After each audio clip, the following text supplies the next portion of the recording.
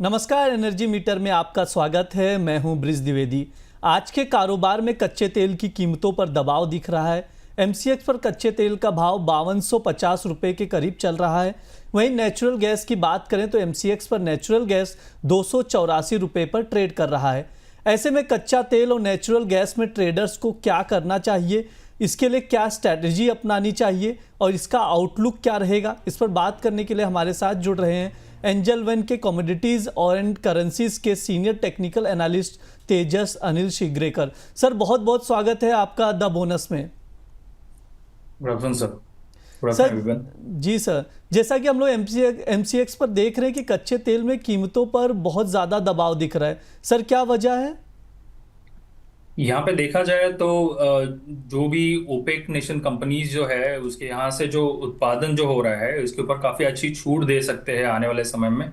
उसका एक दबाव भी देखा जा रहा है, एज वेल एज जो रूस यूक्रेन का युद्ध जो शुरू है इसमें कुछ विराम के चिन्ह है, जिसकी वजह से ये प्रोडक्शन जो अभी तक रुका हुआ था वो उसमें एक अच्छी खासा उछाल देखने के लिए मिलेगा। फिलहाल ये प्राइसेस जो है नेगेटिव दायरे में चलती हुई दिख रही है।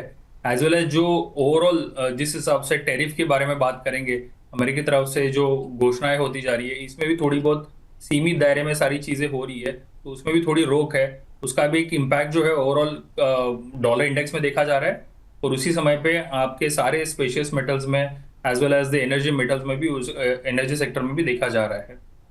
जी सर, बिल्कुल। जैसे ओपेक ने जून में तेल प्रोडक्शन बढ़ाने की बात की है, टैरिफ वॉर भी चल रहा है, मार्केट में पूरी तरह से अनसर्टेनिटी बनी हुई है। हालांकि कुछ एक्सपर्ट्स ये भी कह रहे हैं कि मंदी भी आ सकती है। सर, मंदी की आशंका जताई जा रही है, इसका कच्चे तेल की कीमतों पर कितना असर पड़ सकता है? देखेंगे तो अभी जो रिसेंट जो फॉल आया वो एक ब्रेकडाउन की वजह से आया हुआ है। जिस तरह से गए साल में हम लोग ने देखा हुआ था कि एक अच्छा सा 7000 मार्क के लिए मोमेंटम हुआ था, 7000 तक के लिए। उसका जो मेजर सपोर्ट जो था वो 5500 का था, 5500 का था। तो वो ये समय पे ब्रेक हुआ है, इसकी वजह से ये फॉल कंटिन्यू देखा जा रहा है। टेक्निकल बेसिस के ऊपर ये फॉल और भी गहराता हुआ दिख रहा है। बट एज वेल एज जो आने वाले महीने में जो ओपेक की वापस एक बार के लिए मीटिंग हो रही है जो 5 मई में रहेगी, तो उसका एक इम्पैक्ट देखने के लिए मिलेगा। प्राइसेस जो है लोअर लेवल से बाउंस बैक करते हुए दिखेंगी। जी सर, जैसा कि आप कह रहे हैं कि इसमें गिरावट दिख रही है, क्या डब्ल्यूटीआई क्रूड $60 के नीचे भी आ सकता है? Yes, somewhere it's a very much possible कि जिस तरह से प्राइजेस जो वर्किंग हो रही है यहाँ पे प्राइजेस करीबन 67 से लेकर $65 के आसपास की मोमेंटम करते हुए दिखेगी। सो ये बैंक क्रूड में भी ये इंपॉर्टेंट लेवल रहेंगी कि किस तरह से इसको आप देख सकते हो। और सर, शॉर्ट टर्म में कैसे देख रहे हैं कच्चे तेल का आउटलुक पूरा? इसमें आप में एक लोअर लेवल पे अच्छी खासी एक बाइंग दिख सकेगी, लेकिन टिल द टाइम जिस हिसाब से वॉलेटिलिटी आपके सामने दिख रही है तो प्राइजेस लोअर लेवल पे जा रही है, तो वहां पे बाइंग जरूर करेंगे। लेकिन फिलहाल जो मोमेंटम है वो नेगेटिव है, तो इसका जरूर आप इस्तेमाल कर सकते हैं सेलिंग के लिए। लेकिन एक जो मई में होने वाली जो ओपेक मीटिंग्स है उसका आपको एक लोअर लेवल पे अच्छा खासा एक बाउंस बैक देखने के लिए मिलेगा। जी, एमसीएक्स पर गिरावट दिख रही है। हालांकि अब चलो हम नेचुरल गैस पर भी बात कर लेते हैं। शॉर्ट टर्म में नेचुरल गैस की कीमतों को लेकर सर क्या आउटलुक रहेगा?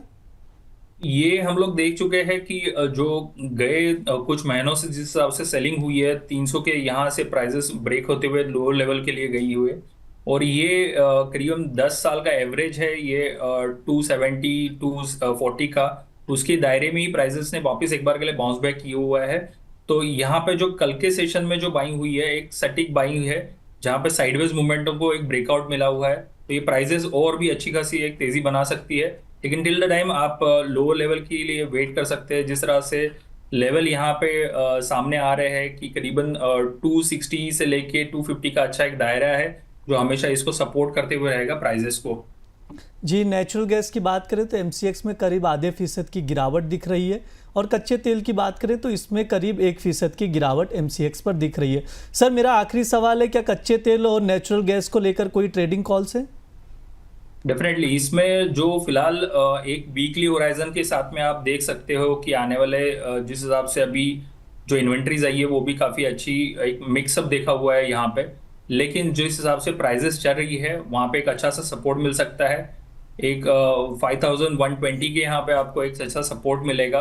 और जो मेजर सपोर्ट जो है वो 4840 का है।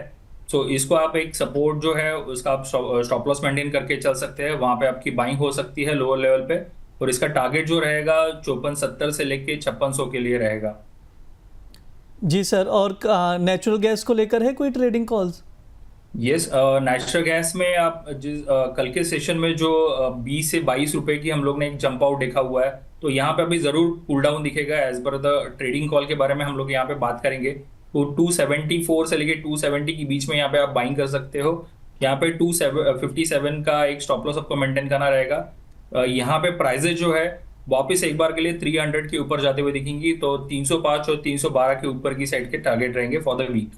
जी बिल्कुल, जो आपने एडवाइस दी है, कॉल्स जो दिए हैं वो हम दर्शकों के लिए दोहरा देते हैं। नेचुरल गैस है, मे कॉन्ट्रैक्ट खरीद के चलना है 274 पर, और जो स्टॉप लॉस लगेगा 257 का लगेगा। टारगेट 305 से 312 का देखा जा सकता है। इसके अलावा कच्चे तेल की बात करें, यहाँ पर भी खरीदारी करके चलनी है।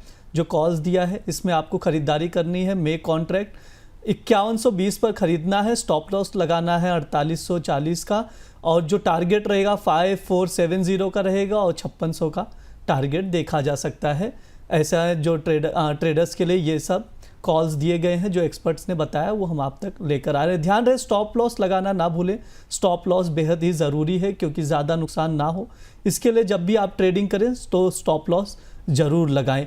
सर बहुत बहुत धन्यवाद आपका इस चर्चा में जुड़ने के लिए। धन्यवाद।